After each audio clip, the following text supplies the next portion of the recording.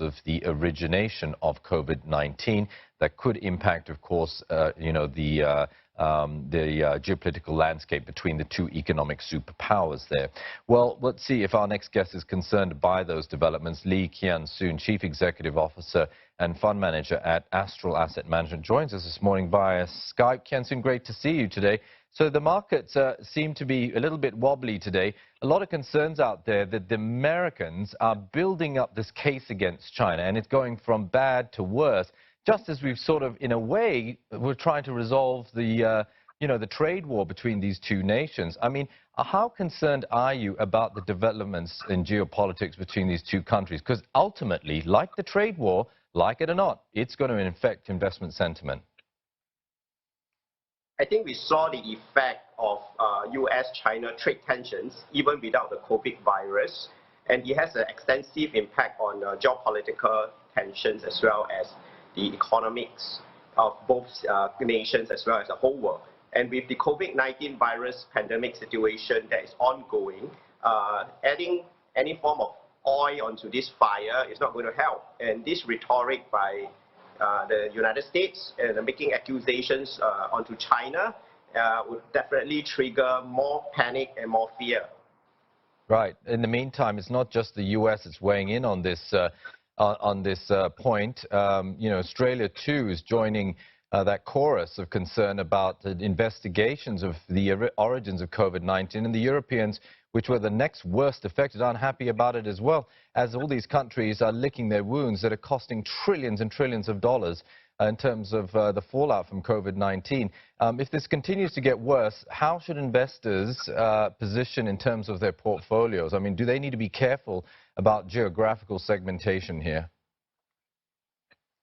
I guess investors have definitely got to be watching their portfolio closely at these very sensitive moments. We saw that, after a disastrous market performance in March, April, the markets have actually recovered pretty strongly. That is despite the fact that economic data has shown that the first quarter economy in most of the countries are not performing well.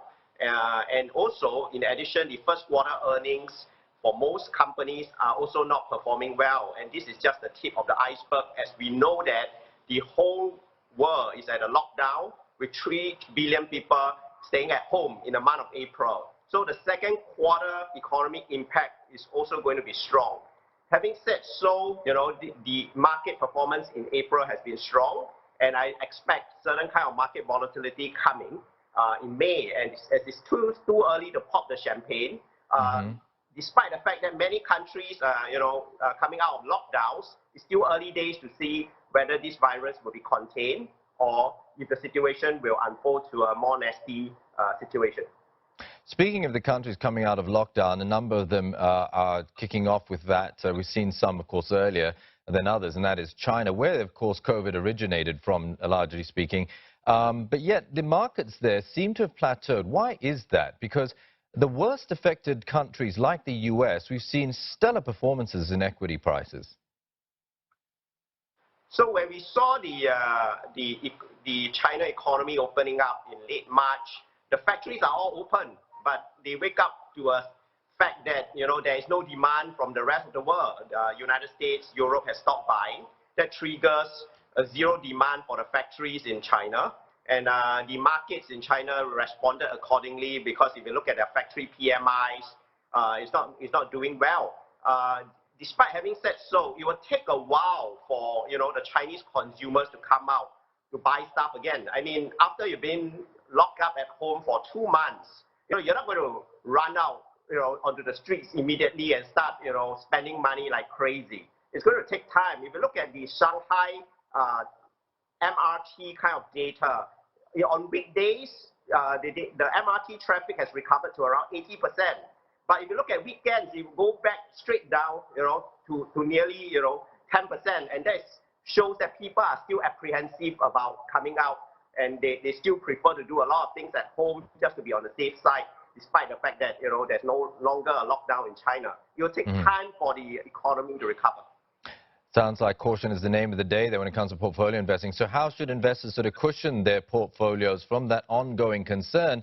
And, should they be exposed to economies that have a bigger proportion of domestic spending, or ones that have, of course, a bigger sort of export trade composition?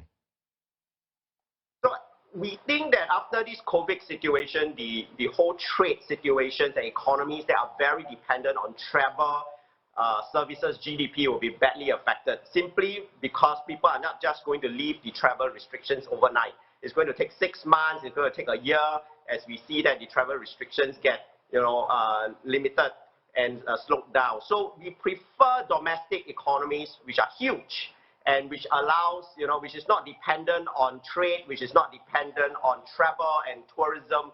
We like, economies that is self-sustainable, because, constraints within a country is definitely lesser than inter-country trades. Okay, point taken there.